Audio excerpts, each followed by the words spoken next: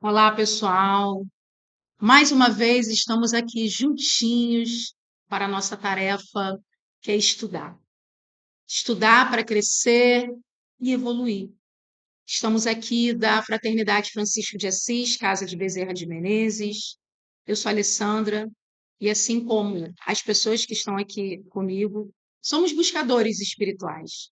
Estamos aqui nessa senda juntos, cientes da nossa necessidade de aprendizado. A pessoa que fala é aquela que mais precisa aprender. Então, estou aqui, desde já agradecendo a cada um de vocês que está reservando um tempinho para nos ouvir, porque colabora com o nosso processo evolutivo e colabora também para a disseminação do bem e da mensagem da espiritualidade. Meus irmãos, eu convido todos agora a fecharmos os olhos. Vamos fechar os nossos olhos e vamos abrir as portas dos nossos corações para que o Cristo possa transbordar de nós, para que possamos fazer um contato estreito com Ele, que é o tema de hoje, que é Jesus Cristo. Que Ele esteja conosco, dirigindo esse estudo e nos acompanhando a cada momento, inspirando em relação a tudo aquilo que precisamos ouvir e aprender. Muito obrigada, Mestre Jesus. Gratidão, gratidão.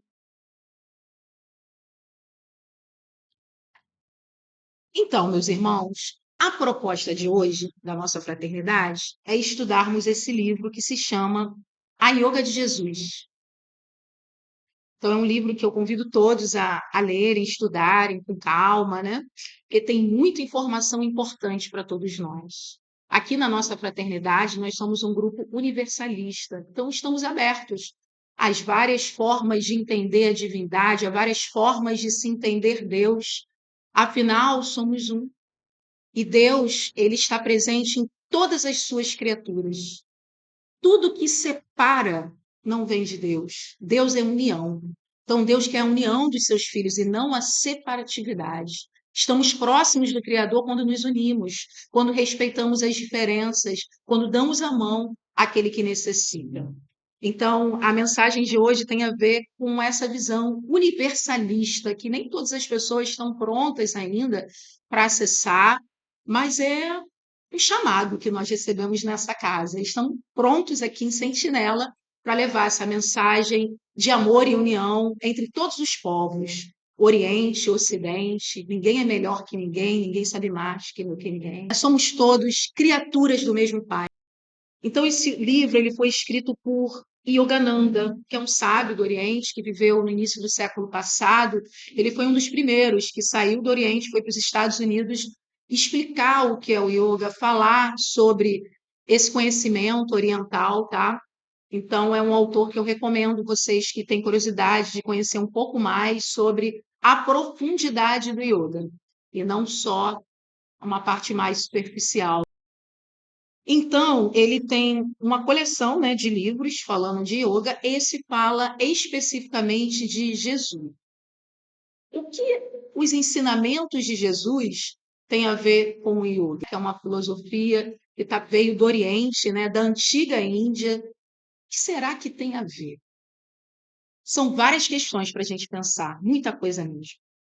Mas, a princípio, o que precisamos pensar é que geralmente na sociedade procuramos a nossa plenitude, a nossa felicidade com as coisas externas, com o que vem de fora. E o yoga é um convite para olhar para dentro.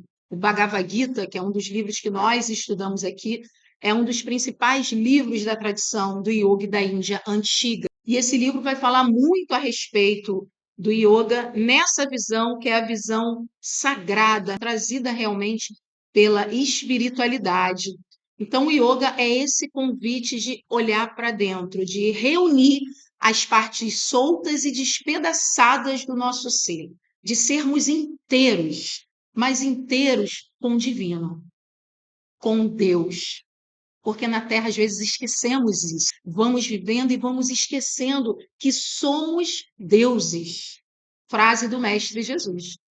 Vós sois deuses. Então, o yoga surge lá na antiga Índia para trazer essa mensagem também para o ser humano, essa busca. Por isso que eu usei o termo buscadores espirituais.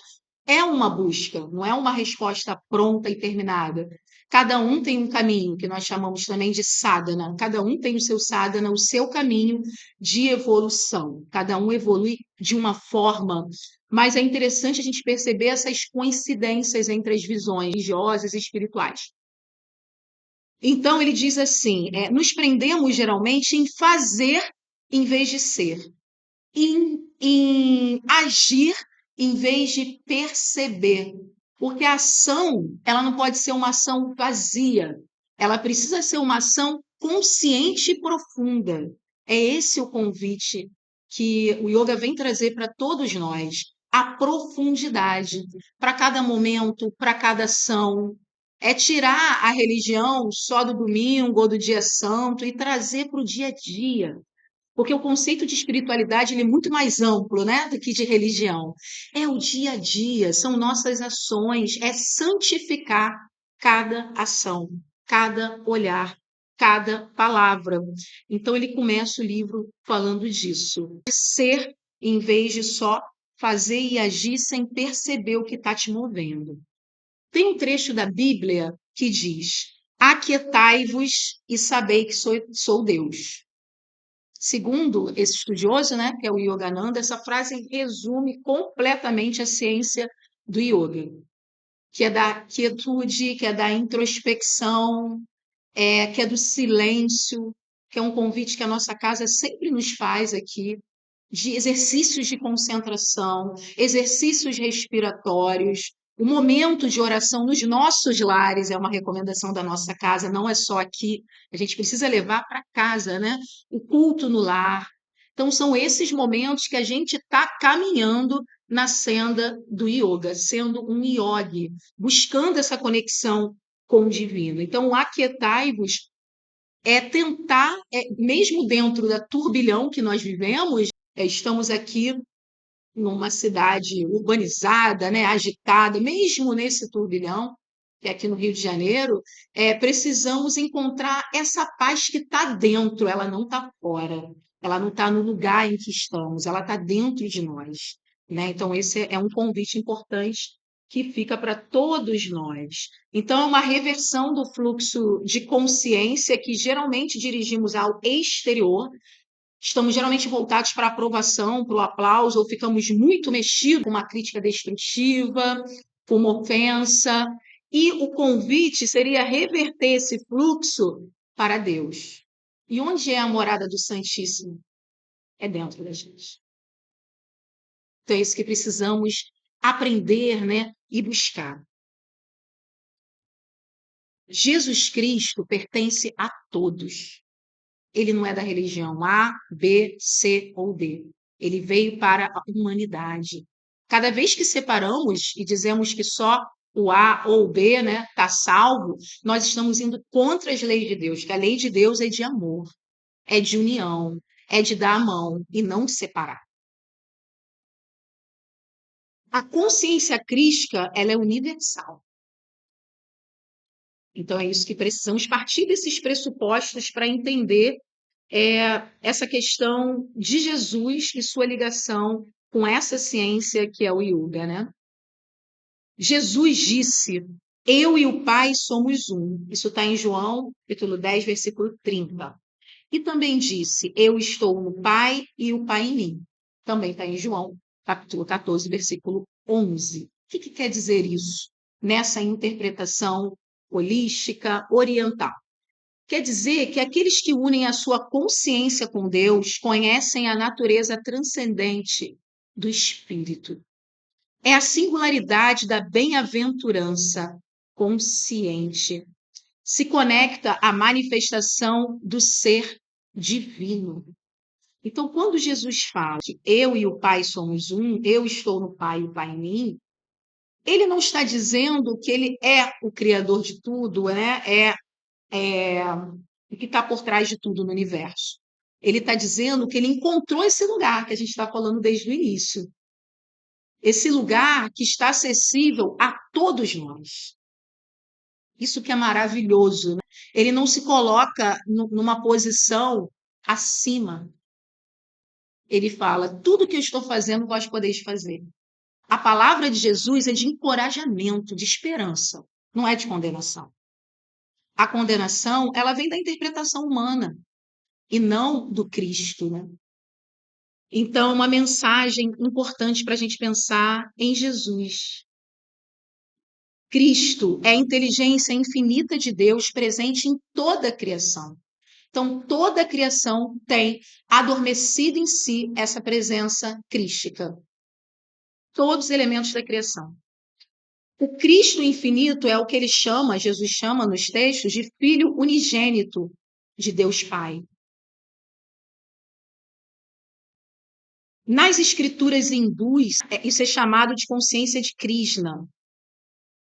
E essa consciência de Krishna, ou a consciência crística, podemos chamar como quisermos, se manifestou em plenitude na encarnação de Jesus, o homem. Então, Jesus, o homem, a personalidade, esteve na Terra e conseguiu acessar essa presença crística, assim como Krishna, que foi um ser que antecedeu Jesus e teve na Terra também acessou essa consciência crística, assim como outros. Então é interessante essa visão, né, oriental antiga, tá? A visão mais antiga da Índia, que o Bhagavad Gita ele foi escrito há muitos anos, né, uma visão antiga, que traz essa questão dos avatares, ou seja, há seres que tiveram na Terra e manifestaram essa presença crística. Então Jesus, o Cristo, para nós aqui da nossa cultura, né, é o que nós conseguimos acessar com mais força, né, com mais identidade, porque nascemos nessa cultura, estamos imbuídos nela. Mas para a pessoa que nasceu na Índia ou em outros espaços, eles têm outros, né, outras entidades, outras personalidades que conseguiram acessar também essa consciência crística. Vocês acham que Deus colocaria só numa parte do planeta um ser evoluído? Não, né? Deus não é injusto. Então imagine as tribos afastadas, né, aborígenes de vários lugares que nunca nem ouviram falar de Jesus. Como é que eles têm acesso a essa consciência crística? Então, Deus é a inteligência suprema. Ele não prioriza nenhum dos povos. Então, essa crença, né, que a Índia antiga traz, dos avatares, das várias manifestações divinas, é maravilhosa, porque é inclusiva, né? Não exclui, não é hierárquica. Né? Claro que depois vieram as deturpações, tanto na religião da Índia como o cristianismo. São várias as deturpações, né? Mas a gente não pode se apegar a isso.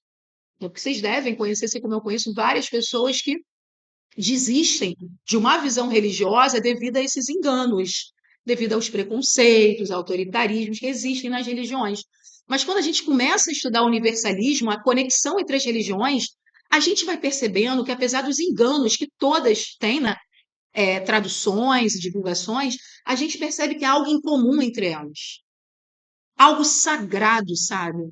Algo que não é do homem, que é divino. E é sobre isso que a gente está falando hoje, dessa conexão divina que existe entre as manifestações de personalidades na Terra.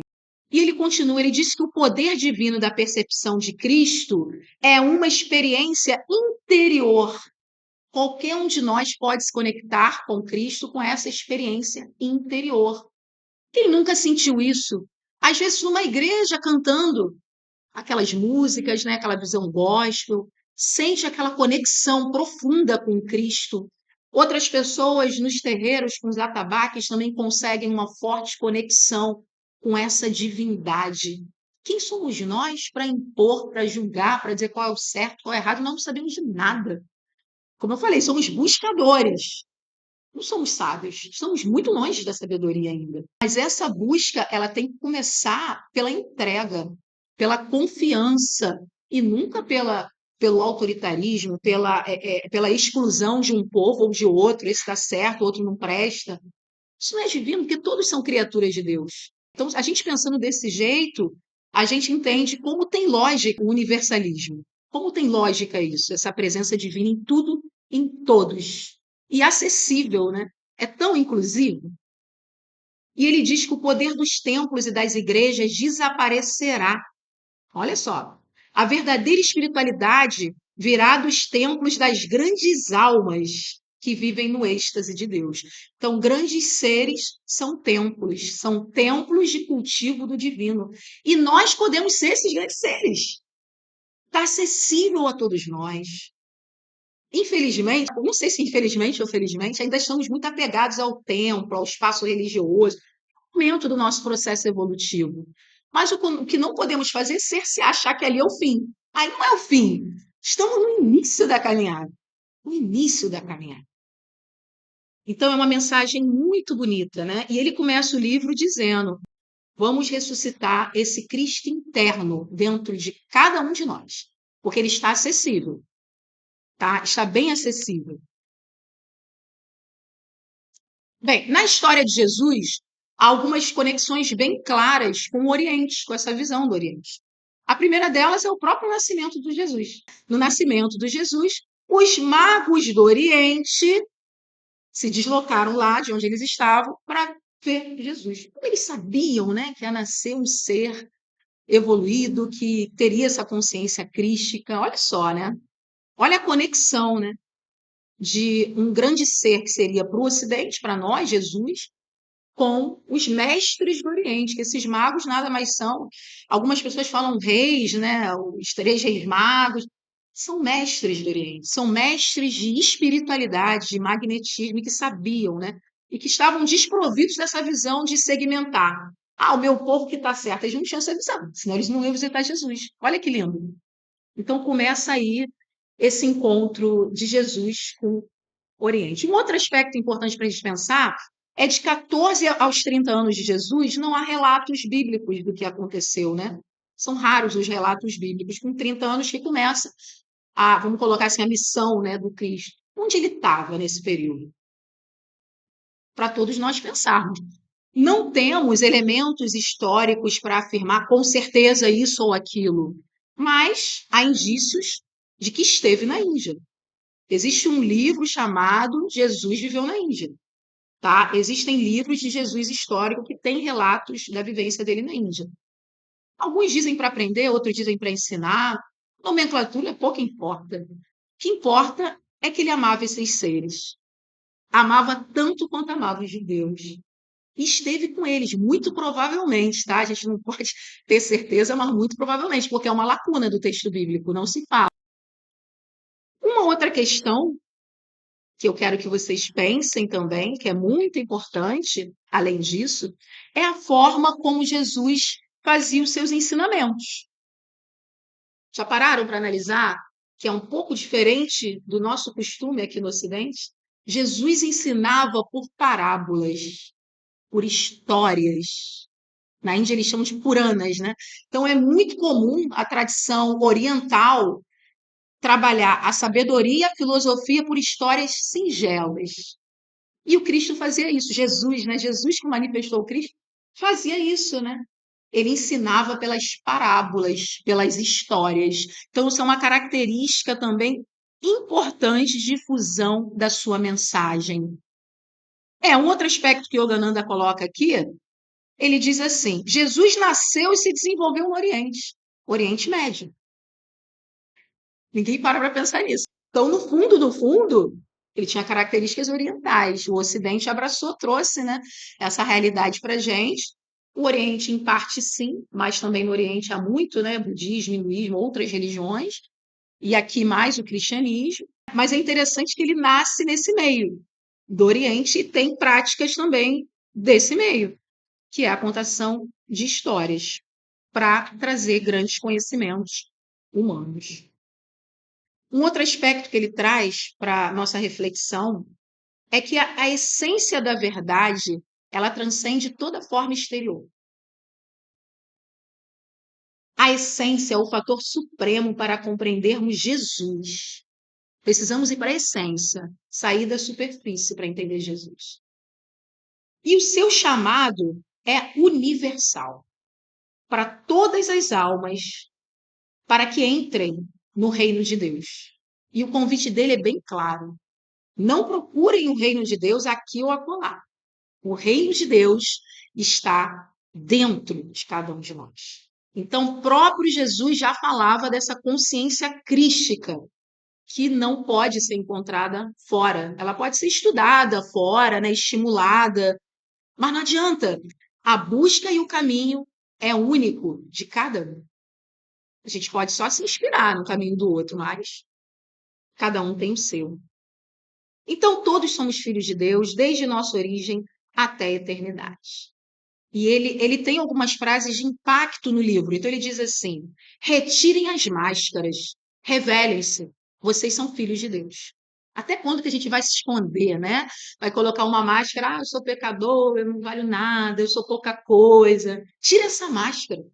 É o que ele fala: tira a máscara, você é um filho de Deus poderosíssimo, capaz de curar, capaz de se autocurar, capaz de auxiliar o próximo, capaz de atingir a perfeição. E ele diz também: não se identifiquem com o intolerante fanatismo disfarçado de sabedoria. Os falsos profetas. Isso foi avisado por Jesus, né? Dos falsos profetas. Então, fanatismo, pessoas dizendo que só aqui tem a salvação, tudo que é diferente vai para o inferno. Fanatismo religioso.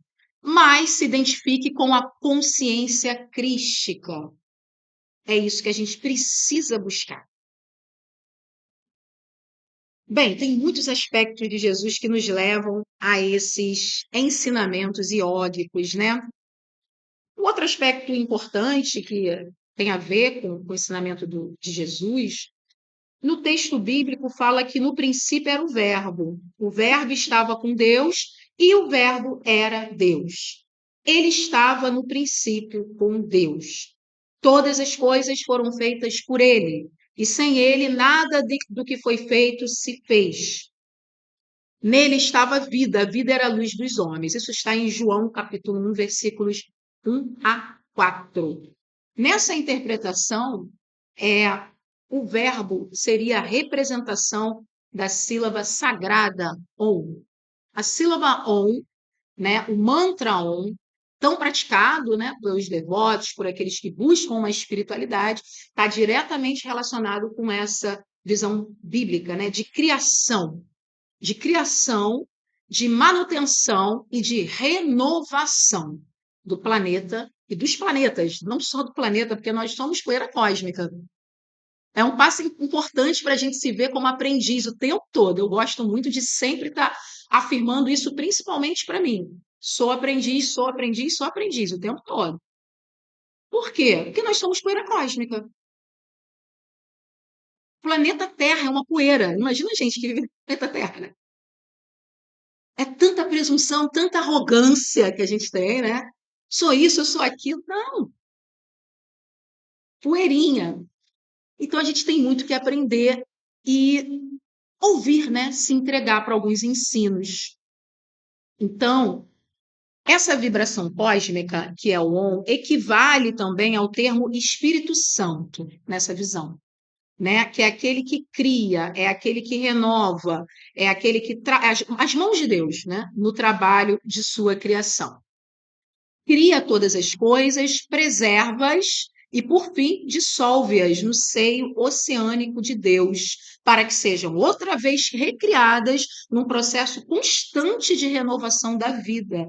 Porque a vida nada mais é, nessa visão dele, que é um sonho de Deus, é um sonho cósmico de Deus. E nós somos personagens dessa linda história que ele não é dizer que ele criou, ele está criando constantemente. E nós não somos marionetes, né? Nós temos o poder de decidir o que pensar, o que falar e como agir nesse sonho cósmico de Deus. Então, são algumas reflexões. E essa visão do Espírito Santo que cria, preserva e dissolve é a mesma visão que a gente já vem estudando no Bhagavad do yoga, dessas três vertentes de Deus, que é a criação, preservação e a renovação. Alguns leem também como destruição, né? A destruição nada mais é que uma renovação. Perene, o tempo todo. Deus, então, não só cria, como conserva o que é para ser conservado e dissolve completamente o que é para ser dissolvido. Então, a visão de Deus bem interessante que a Índia nos traz, essas várias ações contínuas o tempo todo no planeta. O que aconteceu a pandemia? Por que acontece catástrofe? Porque os vulcões estão aí explodindo, é, avalanches acontecendo, fenômenos da natureza. Quem faz isso? Claro, tem a mão do homem também. Mão do homem que destrói. Mas também foi dito que não cai um fio do nosso cabelo sem a permissão de Deus. Ele está por trás de tudo isso. E tudo isso acaba reverberando pelo nosso bem. Isso que é interessante. Por mais que o homem pratique o mal, Deus consegue reverberar esse mal para o nosso crescimento. Tudo é usado para o nosso crescimento, o tempo todo, gente.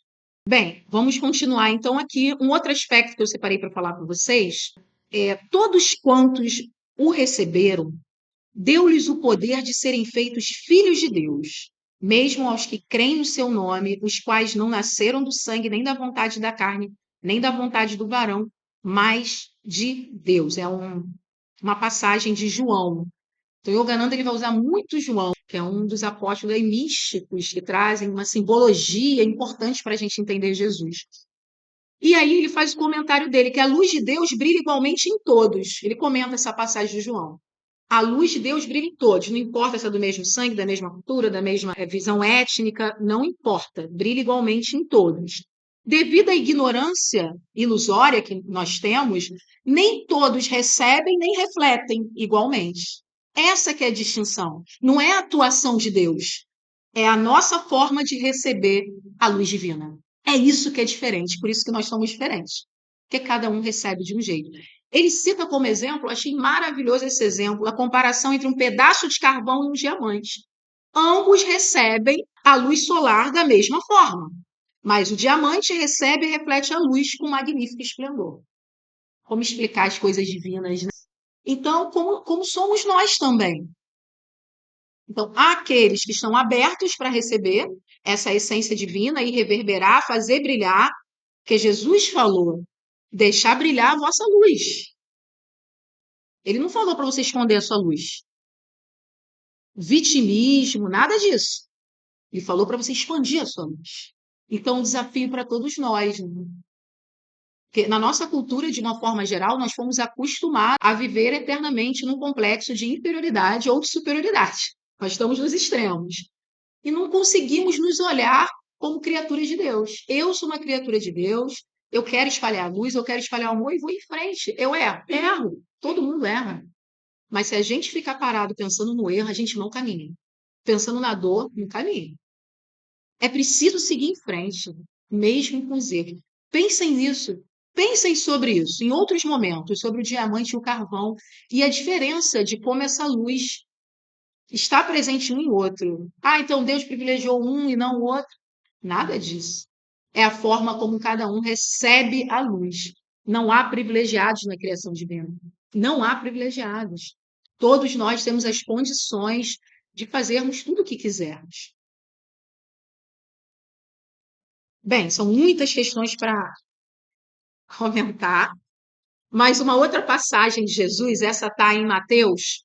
Algumas traduções também ele mexe, tá? Ele mexe em algumas traduções também, para a gente dar uma interpretação mais próxima da visão oriental. A lâmpada do corpo é o olho, disse Jesus. De sorte que seu olho for, ele fala, se seu olho for único, todo o teu corpo será luminoso. Se seu olho for mau, não vai alcançar essa iluminação, né?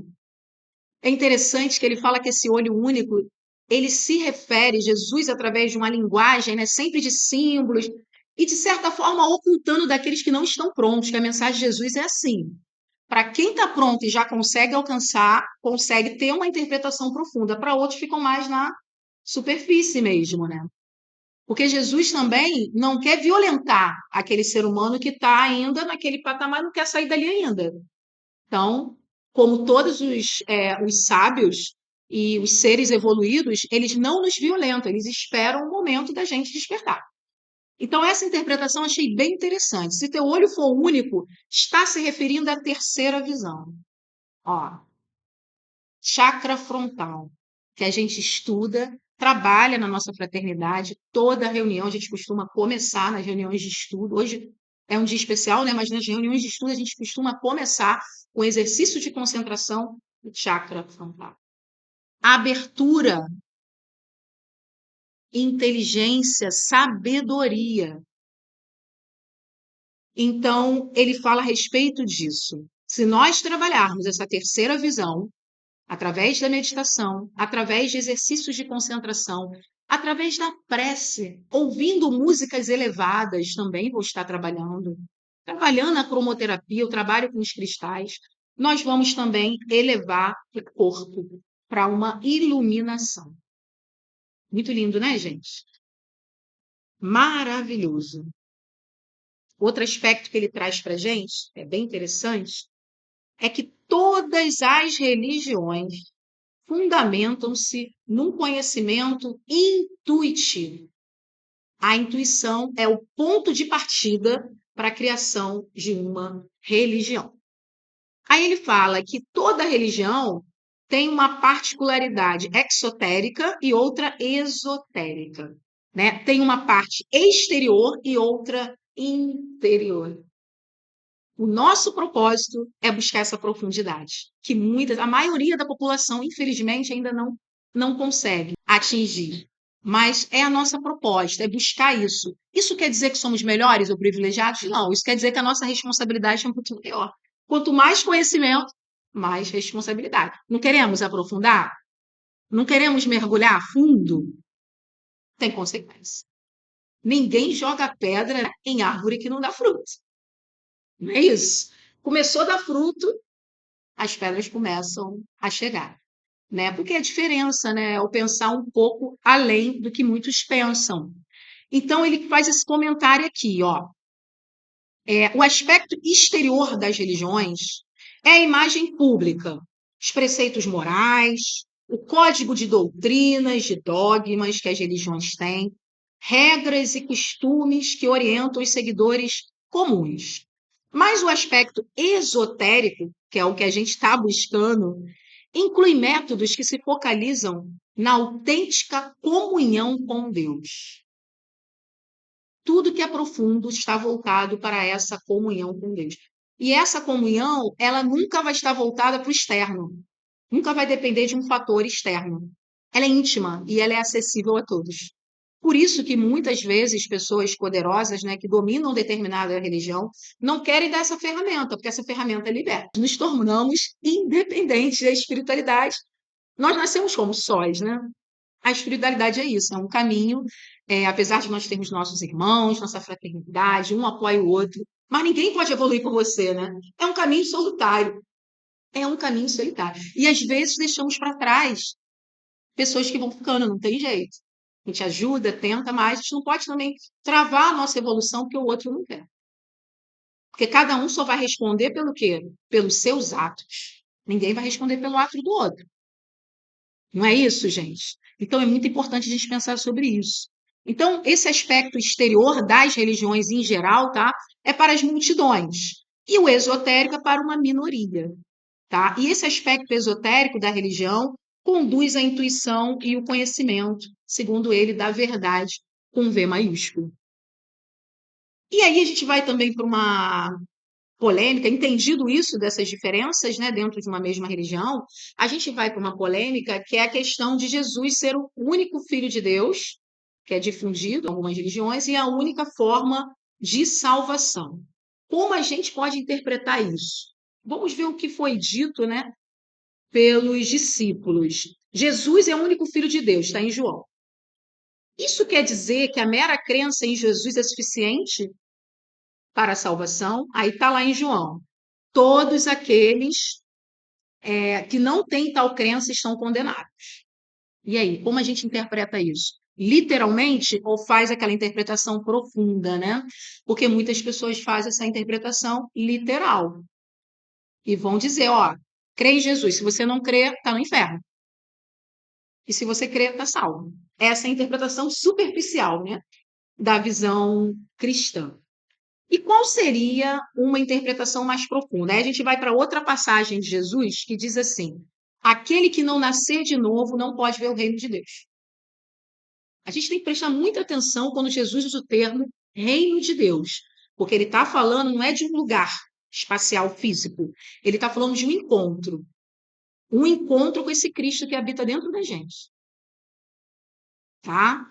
Então, quando ele fala isso, que ninguém que é preciso nascer de novo, ele está falando da reencarnação também, tá? É o processo, é a estratégia divina para evoluirmos no estágio evolutivo em que nos encontramos.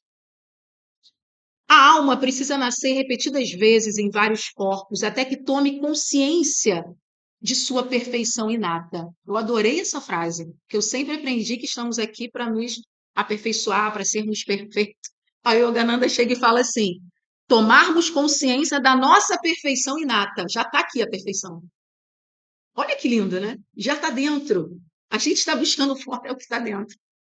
Achei lindíssimo esse trecho dele.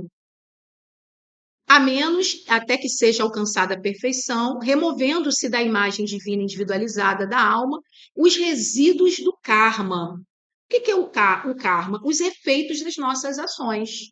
Então, a roda do karma, né, que foi ensinado também por um grande mestre, também teve esse encontro com a consciência crística, que é Buda, né, Siddhartha Gautama, ele falava dessa roda do karma. Então, estamos lá presos, repetindo as mesmas ações e colhendo os mesmos frutos. Estamos na roda. Temos que sair dessa roda e ir para o centro da roda, dentro de nós. Por enquanto, nós estamos lá nas bordas, errando e apanhando a beça, né? Sentindo dor, e a gente ainda não desistiu de errar. Está errando, errando, errando, errando. Mas o que ele fala a respeito disso, né? Então, não se pode entrar no reino de Deus se não tirarmos da nossa alma os resíduos do karma. Então, é isso. Quando ele diz que todos aqueles que não têm tal crença estão condenados, né? Essa crença não é na pessoa Jesus, mas é no encontro que Jesus teve com Cristo. Esse encontro com esse Deus interior. Vamos entender assim, Deus que mora dentro da gente, né? Porque Deus deixou uma partícula dele, uma centelha divina dentro de cada um de nós. Isso que é a consciência Cristo, tá? E é isso que os evangelhos, quando dizem essa questão de não estar salvo se não cresce, é isso que ele está falando. Não está falando da personalidade de Jesus, mas se não se propuser a esse encontro sagrado como Jesus fez. É o exemplo de Jesus, né? É o legado de Jesus. É isso que o Evangelho traz para a gente, tá? E a reencarnação é a grande chave para a gente entender, principalmente para almas teimosas como nós, que não aceitamos qualquer explicação. Então, a reencarnação vem e nos ajuda a entender.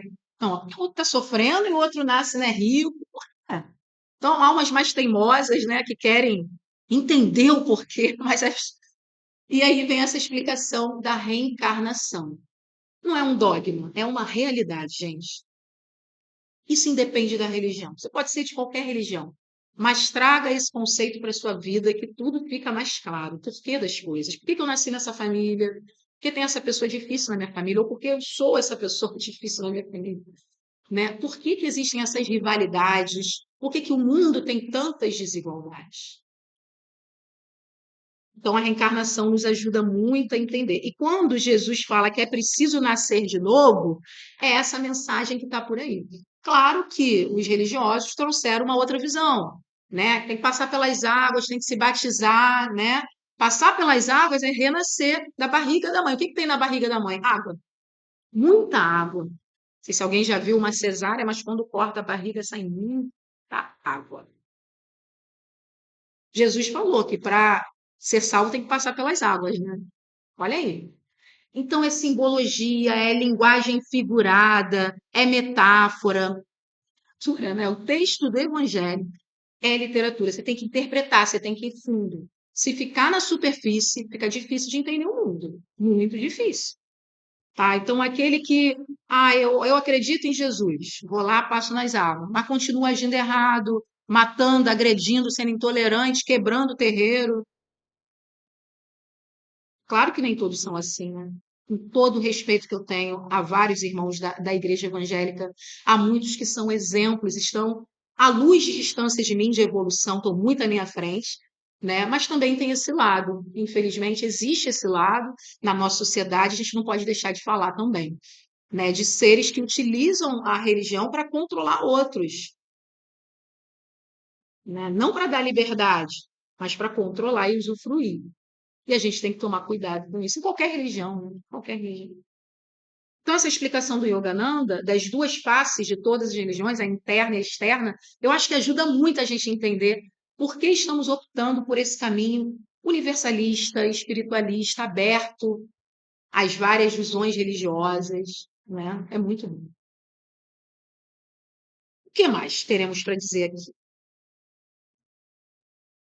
Bem, Jesus também fala muito a respeito da questão da condenação, né? E o Yogananda ele fala que a passagem bíblica significa que todos que não aceitem Jesus ou não creiam nele como seu Salvador serão condenados?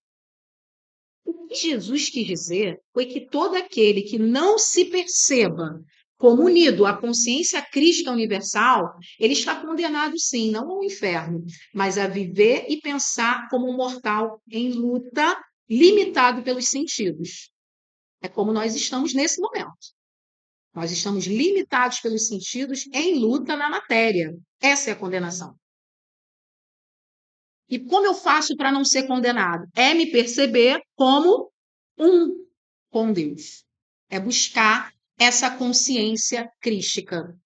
E é disso que Jesus falava quando tratava a respeito de condenação, né? Ele estava falando a respeito essa condenação. Não é ir para um lugar em que existem, né, seres, nada disso. É aqui, agora, nesse momento, todos nós estamos vivendo esse processo. Não é à toa que o Bhagavad, que é o outro livro que a gente estuda, o Bhagavad Gita, ele vai tratar a respeito dessas lutas, dessa guerra que é aqui no planeta. Ele diz que é um erro metafísico referir-se à pessoa histórica de Jesus como o único Salvador. A inteligência crística, sim, é o Redentor universal. Então, o grande Salvador, a grande redenção da humanidade é o Cristo. É a consciência crística, é entender-se um com Deus. Jesus foi uma pessoa, né, esteve na Terra, um ser histórico, um ser de grande evolução, maior que esteve aqui, segundo alguns livros, o Livro dos Espíritos diz que o maior ser que esteve na Terra foi Jesus. Enfim, mas ele manifestou essa consciência crística. Então, quando se diz, né, só Jesus salva, na verdade, é só o Cristo, né? Só a consciência crística que vai nos salvar. Que consciência crística é essa? Eu sou. Eu sou o quê? Deus. Eu sou luz. Eu sou amor. Eu sou paz. Eu sou vontade de mudar, de melhorar, de crescer. É encontrar essa força dentro da gente. Nós encontramos estímulos, né, fora. Eu encontrei muitos quando entrei nessa casa. Consegui me identificar muito com o que eu ouvi aqui. Mas ninguém pode fazer o meu caminho, né? O meu dever de casa eu vou ter que fazer sozinho. E esse é o convite para todos nós, né? Fazer o nosso dever de casa. Então, a inteligência crística é o redentor universal. Realmente, só o Cristo salva. Salva a humanidade inteira, né? Salva a humanidade inteira. E é isso que nós temos que buscar. Como podemos fazer essa busca, né? Aqui nessa casa, a gente tem várias formas de fazer essa busca, mas é na quietude. É em perceber esse sagrado em tudo e em todos. Quando uma pessoa te agredir, te deseja mal, te xingar, olha para ela como um filho de Deus. Olha o Deus que está dentro dela. Ela não sabe o que está fazendo. Não se identifica com isso. Isso não é seu, é dela. Se você responde igual, você está se identificando com a personalidade dela, né? Então, é enxergar esse Deus presente em todos os seres, gente, por pior que ele se manifeste. Pensem na lição do carvão e do diamante. Olhem para essa pessoa e pensem com misericórdia e não com ódio e nem revide vingança. Olha com misericórdia. Que pena que ela ainda não enxergou o brilho que ela pode ser. É difícil? É, mas é o convite. É o convite de Jesus, porque ele falou amar a Deus sobre todas as coisas e ao próximo como a ti mesmo. Ele deixou claro que no próximo tem um pedacinho de Deus. Então não podemos fazer diferença entre A ou B. O Bhagavad Gita também nos ensina, com o mesmo fervor que devemos adorar e ajudar e colaborar com aquele irmão, né, que nos ajuda, o outro que nos faz mal também. Equanimidade, né? Equanimidade. A minha postura não pode mudar, independentemente de quem me critica, bate palma, xinga. Caminho reto e a conexão é com Deus. Só Ele, gente.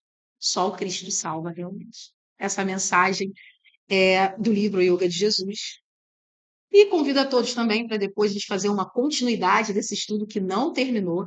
Tem uma parte só do Sermão da Montanha, né? Já deixando as cenas para o próximo capítulo para todos nós. Porque, como eu falei no início, eu quero reforçar isso para mim, né? Que fique bem claro também, para todos que querem trabalhar com estudo, falando, quem mais precisa ouvir é quem está falando. Então, eu agradeço a cada um de vocês que esteve aqui pacientemente me ouvindo pela internet também. Muito obrigada. Estão ajudando no meu processo de aprender tudo isso, porque somos todos aprendizes. Namastê, meus irmãos.